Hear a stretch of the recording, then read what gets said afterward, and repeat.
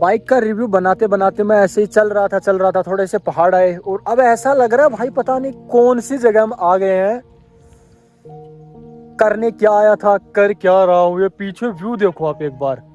ओ भाई एक नंबर हो रखा है। आज पहली बार मतलब बहुत दिनों बाद बारिश हुई है और भाई जो व्यू मौसम हो रखा है एक नंबर, बढ़िया मौसम हो रखा है। अभी ये खड़ी है अपनी बाइक। देखो बारिश के मौसम में क्या होता है ना, एक तो चैन इसकी भाई ऐसी तैसी हो जाती है, टायर और पूरी ऐसी मिट्टी में भर जाती है। लेकिन जब ऐसी जगह पे हम आते हैं तो कोई दिक्कत नहीं होती है। ये देखो कितना प्यारा व्यू लग रहा है भाई, एक नंबर। ओके फाइनली गाइस, कैसे हो आप लोग। आज मैं अपनी बाइक होंडा हाईनेस CB 350 को लिए 2 साल हो गए। 15 अगस्त 2026, 25, 24, 2024 15 अगस्त को हमने लिया था इसको और अभी 15 अगस्त 2026 आने वाला है। अब मैं आपको बता सकता हूँ कि ये बाइक आपको लेनी चाहिए कि नहीं लेनी चाहिए। वैसे मैं सजेशन देने वाला कोई नहीं होता, आपकी पसंद है तो लो, नहीं पसंद है तो मत लो। लेकिन आप क्या ना भाई यूट्यूब पे क्या खोजते हो, जब भी कोई नई बाइक देखते हो लेनी हो, भाई इसकी कमी क्या क्या है वो भी देखते हो, क्या इसकी अच्छाइयां बहुत है, एक दो है। मतलब देखो हर चीज में कोई ना कोई कमी रहती है। तो इस बाइक में मेरे को क्या कमी देखने को मिली, मैंने जो पॉइंट नोटिस किया, 1 2 3 जो चीजें वो मेरे को कमी इसके अंदर नजर आई, वो आपको मैं बताऊंगा इस वीडियो में। एंड तक देखना क्योंकि मैं स्टोरी वो एक्सप्लेन करने वाला हूँ। आपको अगर मतलब स्किप करना हो तो भाई पहले ही कर दियो, ठीक है, अदरवाइज मजा नहीं आएगा। चलो शुरू करते हैं। पहले बाइक लेके कहीं निकलते हैं और चलते चलते कुछ चीजें बताता हूँ मैं आपको और कुछ आपको बैठ के बताऊंगा, आपको मजा आएगा और आपको एंड में समझ में आ जाएगा कि बाइक में ये जेन्युइन प्रॉब्लम है और ये बाइक हमको अब लेनी चाहिए कि नहीं। मैं सिंपल वर्ड में कहूंगा भाई, मैंने अब तक जो एक्सपीरियंस किया ना, बाइक नो डाउट बहुत अच्छी है, कोई कमी नहीं है बाइक में, लेकिन कुछ कमी है वो मैं आपको बताऊंगा। आ जाओ। वैसे बहुत दिन बाद वीडियो डाली है तो हाँ, छोटी सी रिक्वेस्ट है, एक लाइक कर दियो। कंटेंट अगर अच्छा लगे तो मेरे को ना कमेंट करियो। जय बाबे की। मैं आपको अच्छा ही एक समझ में बताऊं, देखो बाइक नो डाउट बहुत अच्छी है। इसका एक्सीलेटर, इसका क्लच, ब्रेक, इसकी जो राइडिंग पोस्चर है भाई, जो आप स्मूथ मतलब 500-600 किलोमीटर, मैंने फर्स्ट टाइम यही बाइक थी जो 600 किलोमीटर चलाई थी लगातार, सुबह से शाम तक भाई, माउंट आबू से लेके झुंझुनू तक। अब आप दूरी देख लेना कितनी है भाई, कुछ भी नहीं फर्क पड़ा। शाम को 7-8 बजे पहुंचे, आके आराम से सो गए बस, वरना नहीं तो कमर दर्द रहती है, वो रहता नहीं, ऐसा कुछ नहीं था। बाइक बहुत अच्छी है, कोई प्रॉब्लम नहीं है। अब बाइक मैंने जब 2 साल में चलाई है, इसका एवरेज मेरे को क्या मिला है, मतलब एवरेज रहता है। देखो अगर आपको इसको सिटी में चलाते हो, रफ ड्राइव नहीं, सिटी में भाई, सिटी में आप कैसे भी चलाओ कोई दिक्कत नहीं होगी। मैं पहले बता देता हूँ, मतलब ये होता है ना हैवी फील नहीं, बहुत ही स्मूथ आप कट मार सकते हो एकदम प्यार से। एक्सीलेटर भाई इसका जो पिकअप है ना भाई बहुत बढ़िया है। पहले दूसरे गियर तीसरे गियर में मेरे को बहुत अच्छा लगता है इसका। जब ऐसे एक्सीलेटर देते हो ना, सू करके जाती है, मतलब झटका महसूस होता है पीछे वाले को अच्छा खासा। सांस ले ले भाई।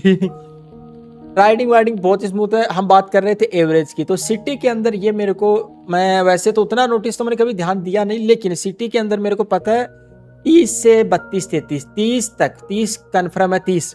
और अगर आप हाईवे पे प्रॉपर 70-80 की स्पीड मेंटेन करके चलते हो, रफ ड्राइव नहीं करते हो, तो आप खुद कभी चेक कर लेना भाई, ये आपको 45 तक का माइलेज देगी। मैं कहाँ गया था, फिर वहां से वापस आ रहे थे, मैंने ट्रिप A और B रीसेट कर दिया। ट्रिप A चली थी 150 किलोमीटर, उसके अंदर मेरे को 45 का माइलेज मिला था। बाइक के अंदर शो कर रहा था, अब कितने का था वो पता नहीं। बाकी आप नीचे वीडियो चेक कर सकते हो, हमने 1 लीटर माइलेज टेस्ट भी इसका किया है, जिसमें सिटी भी थी, प्रॉपर रोड भी थी। 36 का माइलेज अपने को मिला था, वो मिक्स था। अगर आप रफ ड्राइव करते हो तो 28-30 का एक्सपेक्ट कर सकते हो, वरना भूल जाओ। रफ ड्राइव करने के वाली बाइक है ही नहीं भाई। जितना स्मूथ, जितना मस्त मक्खन तरीके से चलाओगे ना, बहुत मजा आएगा। इसके अलावा और अच्छा ही सीटिंग पोजीशन, सीट आप इस बढ़िया है सीट इसका जो आता है कंपनी वाला, लेकिन आप थोड़ा अपग्रेड करा के करवा लोगे ना तो और बेस्ट हो जाएगी। मैंने तो नहीं करवाई, मेरे को तो अच्छी लगती है जो है वही। मैंने देखो बाइक में और कोई चेंजेस नहीं करवाए थे। बाकी हम थोड़ा सा मैं चलते हुए आपको बताऊंगा, थोड़ा सा रुको एक बार। इसके अलावा मैं आपको नेगेटिव कुछ बताऊं, मतलब आपको ये बाइक क्यों लेनी चाहिए। देखो मैंने बताया जैसे कि एवरेज के मामले में बढ़िया है, सर्विस कॉस्ट इसकी हाई है, ठीक है, वो आपको मैं बताता हूँ। बंदे कमेंट करते हैं कि भाई सर्विस कॉस्ट इसका हाई है। हाँ, अगर रॉयल एनफील्ड की आप देखो 350, तो उसका अगर 1000-1100 का होता ना, तो इसका ये मान लो 400-500 रुपये एक्स्ट्रा लगता है। तो अगर आप देखो फ्री सर्विस तो आप शोरूम से, सर्विस सेंटर से करवा लो, लेकिन जो पेड सर्विस होती है ना, वो मैं कहूँगा बाहर आजकल बहुत सारे ऐसे भाई बैठे हैं, मतलब बंदे होंडा के सर्विस करने वाले। तो नॉर्मल है, इंजन ऑयल हो गया, एयर फिल्टर हो गया और एक दो चीज़ें और है बस, वो आप बाहर से करवा लो। अगर शोरूम वाले 1200 से 1300 रुपये ले रहे हैं पेड सर्विस के, मतलब पेड के, तो भाई वहाँ पे बाहर वाला आपसे 400-500 रुपये चार्ज करेगा। और बाकी इंजन ऑयल है वो आप भाई कंपनी से ले लो, परचेज कर लो, मैं खुद करूँगा मेरी सर्विस से चक दे। ये एक मतलब है, आप ये कर सकते हो। लेकिन वही है, फिर 1000-500 के लिए कहाँ चक्कर घूमते फिरोगे। तो बाइक अगर ऐसी बाइक ली है तो वही 1000-500 इग्नोर करो। लेकिन अगर आप चाहते हो कि भाई थोड़ा सस्ता हो सर्विस, तो हो सकती है, ऑप्शन है, बाहर से करवा लो। इसके अलावा और कोई ऑप्शन नहीं है। एक सजेशन और देना चाहूँगा भाई मैं, ये गलती बिल्कुल भी मत करना, वरना लेने के देने पड़ सकते हैं। अगर आपका शोरूम चाहे 1000 किलोमीटर हो चाहे 2000 हो, बाइक आपको पसंद है, ले ली। लेकिन अगर सर्विस सेंटर भाई 50 किलोमीटर की रेंज में नहीं है, तो मैं कहूँगा अवॉइड करो। सर्विस सेंटर अगर 50 किलोमीटर के रेंज में नहीं है तो अवॉइड करो, आँख मीच के अवॉइड करो। मैं सीधा सीधा बोल रहा हूँ, मत लेना। मेरा सर्विस सेंटर है यहाँ से 200 किलोमीटर दूर झुंझुनू से। तो एक तो जब बाइक में कोई दिक्कत आती है तो ऐसी तैसी हो जाती है, पूरा एक दिन जाने में लग जाता है। 100 किलोमीटर होगा तो भी आपको पूरा दिन लग जाएगा। और प्लस 50 किलोमीटर के रेंज में होगा ना, तो भाई 1 घंटा जाने का 1 घंटा आने का, 3-4 वैसे मतलब थोड़ा हो जाता है एडजस्ट। लेकिन अगर सर्विस सेंटर भाई 150 किलोमीटर से एक्स्ट्रा है, तो मैं कह रहा हूँ इग्नोर मारो। लेकिन आपको लगता है कि भाई आप टाइम दे सकते हो तो आपकी मर्ज़ी। लेकिन मैं एक्सपीरियंस के साथ बोल रहा हूँ, अगर सर्विस सेंटर 50 किलोमीटर की रेंज में नहीं है, ख़त्म कर दो, मत लेना। अब मैं तो ऐसे खड्डों में, गांव वाली रोडों पे, कीचड़ में, नालों में बाइक को भगाया है ऐसी जगह पे। मैंने तो हाईवे पे तो भाई 2-3 ट्रिप की है, बस वहीं चली है मेरी बाइक। 2 से 3 हज़ार किलोमीटर की ट्रिप चली होगी बाइक। बाकी भाई 15-20 हज़ार किलोमीटर मेरी बाइक गाँव में दौड़ी है। तो 50 किलोमीटर से कम अगर सर्विस सेंटर है तो अवॉइड करो भाई। मैं तो कह रहा हूँ सर्विस सेंटर नहीं, 50 किलोमीटर के रेंज में है तो ही लेना, मैं ये पहले बता रहा हूँ। बाकी देखो आपकी चॉइस है, जैसा आपको ठीक लगे। लेकिन मैं एक्सपीरियंस से बता रहा हूँ।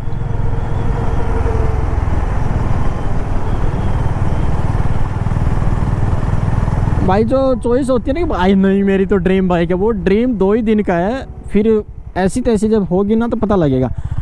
वैसे कोई दिक्कत नहीं है, लेकिन वही है, कभी भी भाई कुछ गड़बड़ होती है ना तो बहुत दिक्कत होती है। देखो बाइक का मैंने आपको अच्छी अच्छी चीज़ें बताई थी, वो मैंने बताया था ना मैंने क्या क्या चेंज किया था। एक तो एक टॉप ब्रेक चेंज किया बस लाने के बाद।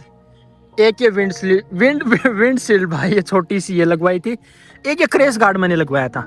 क्रैश गार्ड ये मेरे को बढ़िया लगा था। फॉग लाइट भाई ऐसे लगा रखी है, वायर कुछ नहीं है, ये खराब हो गई, ठीक है। उसके चक्कर में वायर खराब हुआ और फिर ख़त्म हो गया मैटर। अब कुछ भी नहीं लगा रखा है मैंने, सिंपल है एकदम से। टायर मैंने ऑफ रोडिंग वाले, ये देखो ना, ये वीडियो मैंने डाली थी, देख लेना। ट्रेल रेज के ट्रेल आर, ठीक है। पीछे वाला भी वही है, दोनों सेम, आगे वाला भी ऑफ रोडिंग का है।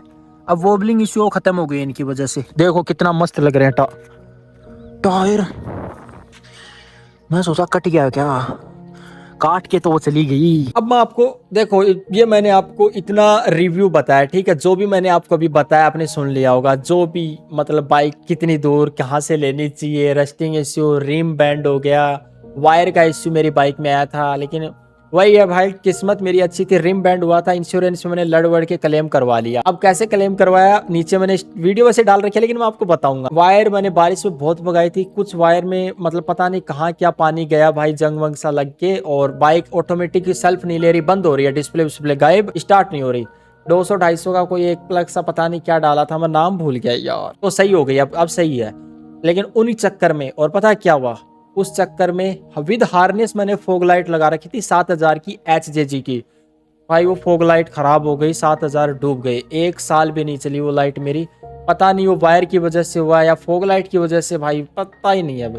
लेकिन फोग लाइट वारंटी में नहीं थी, खत्म हो गया मैटर। अब मैं आपको रिम का बताता हूँ। मैं ड्रोन लेने के लिए निकला था झुंझुनू से दिल्ली। यहाँ से 10 किलोमीटर में गया ही था, सिंगल रोड थी, ठीक है। 2 लेन, एक व्हीकल आ रहा है, एक जा रहा है। अब क्या हो रहा था ना, एक ट्रक आ रहा था सामने से, तो वो रोड इतनी थी कि 2 व्हीकल बस निकल सकते हो। तो मैं भाई फोग लाइट में अच्छा बनने की कोशिश कर रहा था, फोग लाइट मैंने बंद की, ट्रक निकला। इतने में एक खड्डा था। खड्डा एक तो होता है ऐसे निकल गया, ठीक है, ऐसे। एक होता है ऐसे खड्डा, कि खड्डा है दोनों तरफ ऐसे खड़ा खड्डा। पोडो टिकी 70-80 की सुबह 5 के बजे थे, अंधेरा था, ठीक है, अक्टूबर का महीना था। तो 70-80 की नहीं थी भाई, 70-80 की स्पीड तो बहुत होती है उस टाइम। नहीं नहीं नहीं, स्पीड थी आई थिंक तीसरा चौथा गियर था, और तीसरे में 40-50 का स्पीड था, क्योंकि ट्रक आया था तो ना मैंने से ट्रक आता है तो एक बार के लिए आंखें ना बंद हो जाती है, आपको ऐसे थोड़ा रेंडमली गेस ही करना पड़ता है, सीधी चल रही है। ट्रक निकल गया, चल रहा हूं, अब तुरंत तो फॉग लाइट ऑन कौन ही करता है। इतने में बड भाई ठस ऐसे हुआ भाई, एकदम हवा नहीं निकलती। लेकिन वो हेडफोन पहन के रखते हैं ना, वो हेडफोन का नाम हमारा हेलमेट है, उस चक्कर में सुनाई नहीं देता। मैं लगभग 500 से 600 मीटर चला हूं, नहीं फील हुआ। ट्यूबलेस टायर था, एक नोटिस करो। रिम कितना बैंड हुआ था मैं आपको दिखाऊंगा, आप देख लेना, ठीक है, वीडियो लगा दूंगा या फिर नीचे वीडियो चेक कर लियो। रिम थोड़ा सा बैंड होते ही क्या हवा तो निकल गई। अब एक पेट्रोल पंप था, उसके आगे जाते जाते मैं रुका। मैं रुक के, क्योंकि रुका मैं क्यों, तुम नोटिस करोगे, मैंने ब्रेक लगाए पीछे वाले, तो बाइक ऐसे ऐसे ऐसे ऐसे हुई भाई, लग गए भाई, लग गए। अब सोचो वहां से मैं थोड़ा और आगे चलाऊं, हवा डलवाई है, इतने में सुबह हो गई भाई। सुबह होती फिर और आगे निकला हूं, फिर वहां मेरे को पता, मैं पैदल मैं ऐसे 5-10 किलोमीटर पीछे भी आ सकता था। नहीं, मैं आगे गया हूं कि दिल्ली तो जाना है। मैंने शोरूम वालों को कॉल किया ना, तो उन्होंने फिर बोला 6 बजे, मैंने कॉल लगा दिया भाई तो जो शोरूम के हेड थे उन्होंने बोला इसमें काम करो, आप ट्यूब डलवा लो। तो ट्यूब डलवा के आपको जहाँ जाना वहाँ चले आओ, फिर आप इसको और सर्विस सेंटर में लेके आओ, वहाँ पे देखते हैं जो भी होगा। उसने तो सजेशन दे दिया भाई, अब ट्यूब कहाँ से डलवाऊँ। मैं चल रहा हूँ, फिर मैं एक तो ऐसे चल रहा था, फिर मैंने बाइक को स्टार्ट किया, फिर धीरे धीरे एक्सीलेटर देके, भाई एक तो इतना हैवी है ना, तो ऐसे हाथ से कितनी दूर धक्का देके लेके जाओगे। ऐसे करते करते झुंझुनू से मैं पहुंचता हूँ चिड़ावा, एक शहर है वहां पे मेरे को पता लगता है कि एक बंदा है, उसके पास इस बाइक की जो साइज है थोड़ी अलग है, वो ट्यूब मिल जाएगी। मैं गया भाई, घिसते हवा 2-3 बार डलवाई और चला के ले गया। मैं देखा गया हवा निकल ही गई थी, मालूम मैं जबरदस्ती चला रहा था। पहुंचा मैं, पीछे वाला टायर देखा, बोला है मेरे पास, मैंने डल, वाह नाइस, क्योंकि ट्यूब डलने के बाद वही है, कुछ दिक्कत नहीं है। रिम तो इतना सा बैंड हुआ था भाई, रिम कितना ही बैंड हो, हवा तो निकल ही गई। ऐसे भी नहीं कि रिम एकदम से बैंड हो गया चली नहीं, नहीं, रिम प्रॉपर सही है, बस एक कोने से बैंड हो गया, दिखाऊंगा मैं। अब भाई एक अंकल जी बैठे थे, सुबह सुबह होता ना कि बैठे रहते हैं दुकानों पे ऐसे ही। बोला बेटा तेरा आगे वाला टायर भी यार पंचर है क्या। मैं देखा भैंस की टंटना टन, मेरा तो भाई खत्म। ये क्या मजाक है बे। वो ड्रोन बहुत महंगा पड़ा मेरे को भाई। देखा तो आगे वाला टायर बैंड था, लेकिन वो कम था, लेकिन हवा उसकी भी निकली हुई थी। अब ट्यूबलेस टायर का पता ही तो नहीं लगता।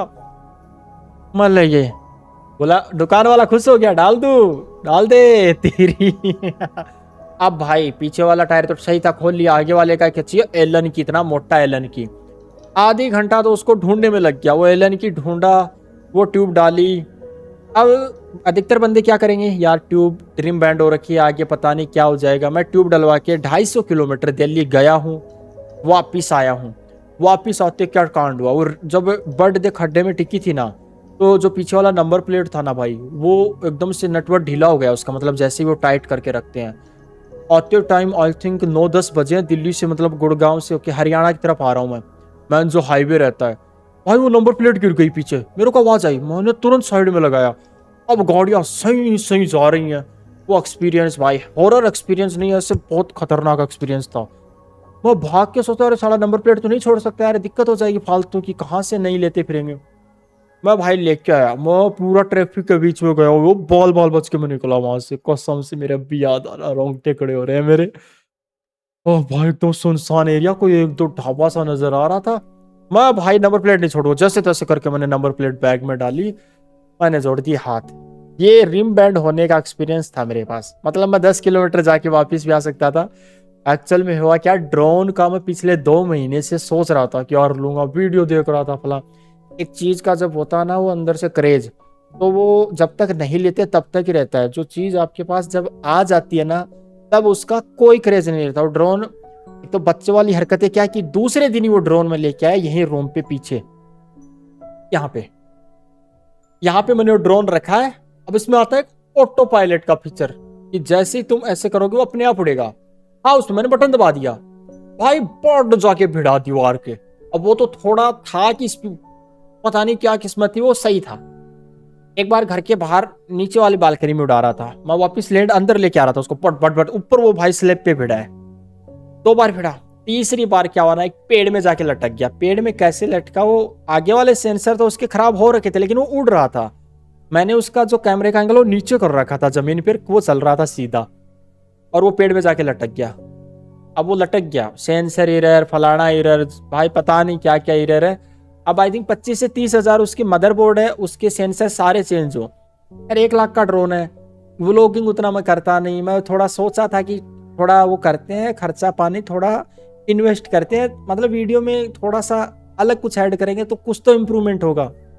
हो गया इम्प्रूवमेंट, अब पड़ा वो थोड़ा कंटेंट चलेगा ना तभी मैं उसको सही कराऊंगा, अदरवाइज कोई फायदा नहीं है भाई।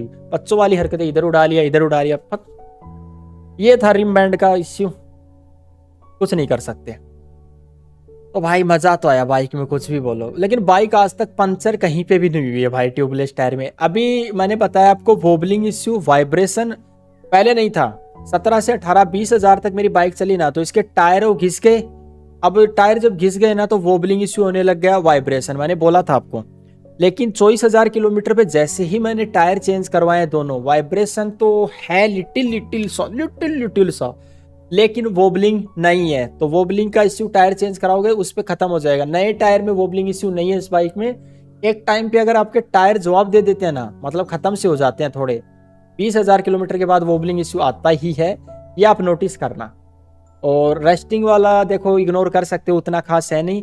रिम बैंड का है तो रिम 0 डेप का इंश्योरेंस लेके रखना, और उसमें श्योर करना अगले वाले को कि टायर की जो रिम अगर बैंड होती है तो है कि नहीं है। शोरूम पे जब भी लो इंश्योरेंस वही करते हैं, उनको पहले ही मेंशन कर देना क्योंकि इसमें प्रॉब्लम आ रही है। टायर की जो रिम की क्वालिटी है वो नहीं सही, मेरे को लगता है ऐसा, बहुत सारे बंदों का होता है। इन 3 प्रॉब्लम के अलावा मेरे को इस बाइक में कोई प्रॉब्लम, वायर की तो अब देखो यार वो पानी वानी चला गया तो उसका कुछ बोल नहीं सकते। रस्टिंग इश्यू अब थोड़ा है, रिम बैंड का कुछ कर नहीं सकते, अब जो होगा वैसे ही होगा। इसके अलावा बाइक में मेरे को कोई प्रॉब्लम नहीं आई भाई, 0 प्रॉब्लम। देखो तो अगर भाई एक ही बात है, शोरूम अगर पास में हो दूर कोई मैटर नहीं करता। सर्विस सेंटर अगर आपके आसपास एरिया में है ना तो आप बेझिझक होकर बाइक ले सकते हो। बहुत अच्छी बाइक है यार, लॉन्ग राइड के लिए भाई one of the best bike है 2.5 लाख के बजट में। बाकी एक चीज़ कोई कंपेयर नहीं है, रॉयल इनफील्ड की बाइक है, वो भी अपनी जगह सही है। Royal Enfield classic 350, meteor 350, Hunter, देखो सारी बाइक उनका एवरेज है, उनकी सर्विस भी कम है, इसकी सर्विस कॉस्ट ज़्यादा है। लेकिन वही है भाई, बाहर से करवा लो, अगर कोई बढ़िया डीलर है, बाहर में डीलर का नाम आ रहा है, बाहर कोई बढ़िया बंदा है जेन्युइन, उससे करवाओगे तो आपकी हाफ हो जाएगी। यार जो फ्री सर्विस होती है वो तो आप शोरूम से करवाओ पहले। अब जो सर्विस आएगी ना अगली, मैं वो बाहर से करवाऊंगा और मैं आपको बताऊंगा, क्योंकि जो इसकी पेड सर्विस थी वो मैंने 1-2 करवाई है, फ्री सारी करवा ली। बाकी देखो सर्विस मैटर नहीं करता, 100-200 400-500 रुपये एक्स्ट्रा लगते हैं। रॉयल एनफील्ड की अगर 500 की हो रही है ना तो इसका 1000 लगे, 1000 नहीं 700-800 लगेगा। बाइक बढ़िया यार, लॉन्ग राइड के लिए बाइक मैं बता रहा हूँ। रॉयल एनफील्ड की भी सही है, देखो दोनों बाइक अपनी अपनी जगह सही है। आप टेस्ट राइड लो और आपको जो अच्छी लगे वो ले लो। मैंने रिव्यू वीडियो बनाया इसका, ये बाइक आपको क्यों लेनी चाहिए क्यों नहीं लेनी चाहिए, जो भी है मैंने इसमें क्या क्या मैंने प्रॉब्लम फेस की वो मैंने आपको बता दिया, और क्या की अच्छा ही है। देखो प्रॉब्लम जो बताई वो ही है, बाकी सब अच्छी है। राइडिंग पोस्चर, राइडिंग मतलब आप कितनी देर तक राइड कर सकते हो बहुत मैटर करता है भाई। तो अच्छे से आप 600-700 किलोमीटर चलाओ, मज़ा आता रहता है। एक्सीलेटर यार इसका है अजीब सा, अभी मैं सोच रहा हूँ ना तो ऐसे एक्सीलेटर देता हूँ ना तो अलग ही स्मूथनेस आती है। बाकी कमेंट सेक्शन खुला पड़ा है, जो आपका प्रॉब्लम आपको इश्यू हो मतलब वो आप कमेंट कर दिया करो। इंस्टाग्राम आईडी मैं ना डिस्क्रिप्शन में डाल दूंगा, तो वहाँ पे भी आप मैसेज कर सकते हो। Thank you so much. Bike में देखो तो वैसे रिम बैंड अगर आप इग्नोर कर दो, रस्टिंग उतना है नहीं, इग्नोर कर दो, वायर है वो इग्नोर कर दो, बस कोई प्रॉब्लम नहीं है बाइक में। बस एक ही है, सर्विस सेंटर पास में हो तो ही लेना, वरना इग्नोर करना। बाकी आपकी मर्जी है यार। Thank you, bye bye, tata, see you soon.